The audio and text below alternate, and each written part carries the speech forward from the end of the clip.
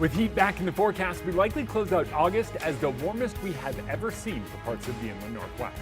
Two teens fighting for their lives after an early morning crash on their way to the first day of school. Well, I'd rather live in a tent than be in a shelter. Plus, the city of Spokane moving forward on a new homeless shelter aimed at getting people out of the camp along I-90. But will people actually use it? We've got reaction from those living at the camp tonight. KREM 2 News at 4 begins now with Whitney Ward and Jeremy Legoo.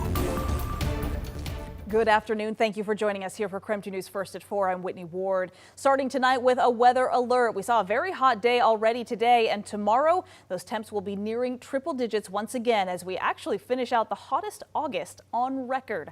Our chief meteorologist Jeremy Legoo out in the sunshine and the heat, tracking more heat on the way, it sounds like. Yeah, Whitney, it's one of those things where it's not just the concert headed to town tomorrow night. It's the return of the 90s for all of us.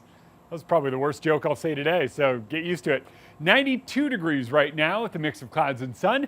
Mostly sunny skies is what I'm going to call it. A couple of cirrus clouds. Those are the ones that look like Bob Ross just kind of took his brush and just whipped it across the canvas. August so far has been rather hot. Temperatures about 10 degrees above normal. These are your high temperatures over the month. Only 4 days have we been below normal, 1 day at normal. But with that, it just goes down in the record books as the hottest we have ever experienced. We'll talk more about that coming up in the full forecast, but the next couple of days, it's back to it. We close out August just like we started it, hot and dry. Heat advisories in effect for the day tomorrow thanks to our ridge of high pressure.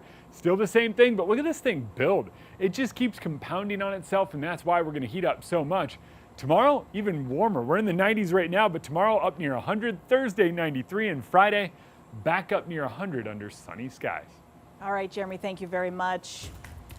Also, we are digging deeper tonight into the agreement for Spokane Regional Health Administrator Amelia Clark to never serve at the health district again. Clark announced her resignation in May. Her contract officially ends on September 16th.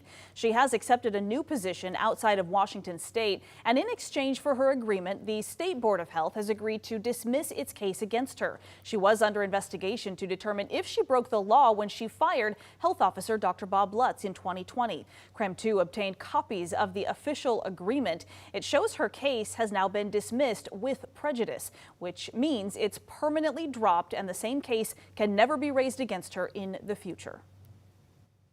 This has been a real black mark for our community that during the midst of a pandemic, we had such turmoil. So we need strong leadership at the administrative side and on the Board of Health going forward.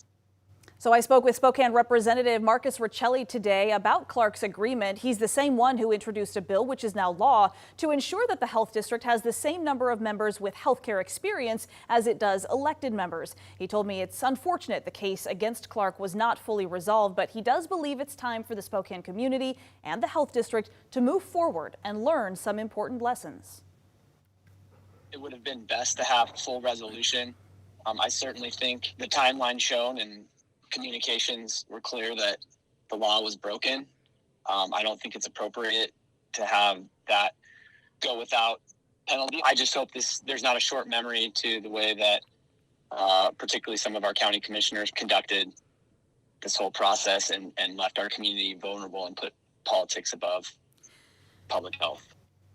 We also reached out today to the State Board of Health as well as Dr. Lutz and his attorney. We did not hear back. However, his lawsuit against SRHD is still moving forward. If you'd like to see all of our continuing coverage from this story since it happened back in 2020, just go to our website, krem.com. We also have the official documents showing her agreement with the state. Again, just go to krem.com.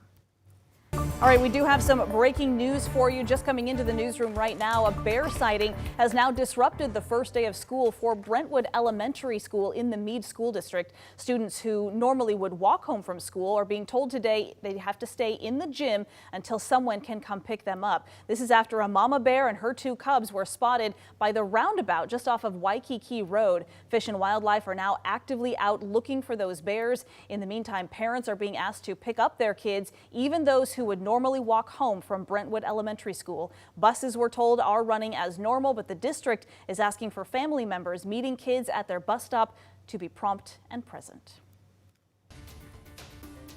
A heartbreaking start to the school year in the East Valley School District. Tonight, 2 teenage girls are in the hospital after a very serious crash on the way to school this morning. We've learned a little more now about the 2 victims in the last half hour. Both of the teenage girls, we're told, are 17 years old. According to the Washington State Patrol, they were making a left turn onto Trent just east of Sullivan when they collided with a dump truck. We're told the driver and the passenger in the SUV do have serious life-threatening injuries at this hour. The driver of the dump truck was a 68-year-old man. We're told he was not hurt. The crash happened around 6:30 this morning.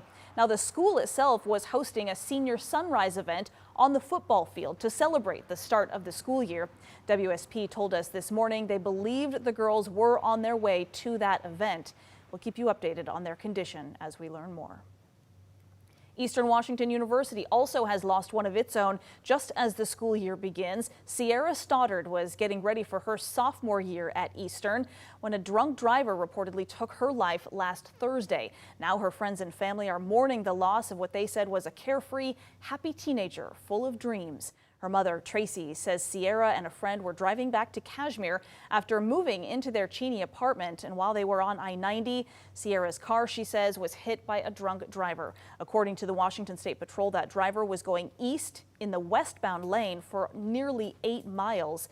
Now, Tracy Stoddard faces living a life without her only child. I can't sleep. I can't eat. I've had to go into the hospital because I'm having migraines. You know, I'm puking all the time. It's just, I don't know what to do without her in my life. She was my only child, so, you know, I'll never have grandchildren or anything. Now, her GoFundMe has raised more than $20,000 in just 3 days. According to Tracy, that money will be used to cover funeral expenses and potentially toward a scholarship at Sierra's old high school, which was Cascade High School, for students going to Eastern Washington University. Tracy's message now to parents is to hold your children tight. Always tell them that you love them. She also says never drink and drive because you just never know how many lives can be affected with just one crash. Just hours ago, a man accused of a deadly road rage shooting pleaded not guilty to murder charges. Trevon Lewis is accused of shooting and killing 34-year-old David Nofel on I-90 back in July. Now, police say he was heading eastbound on I-90 near the Thor Freya exit when he was shot in the back. A judge previously set the suspect's bond at $1 million.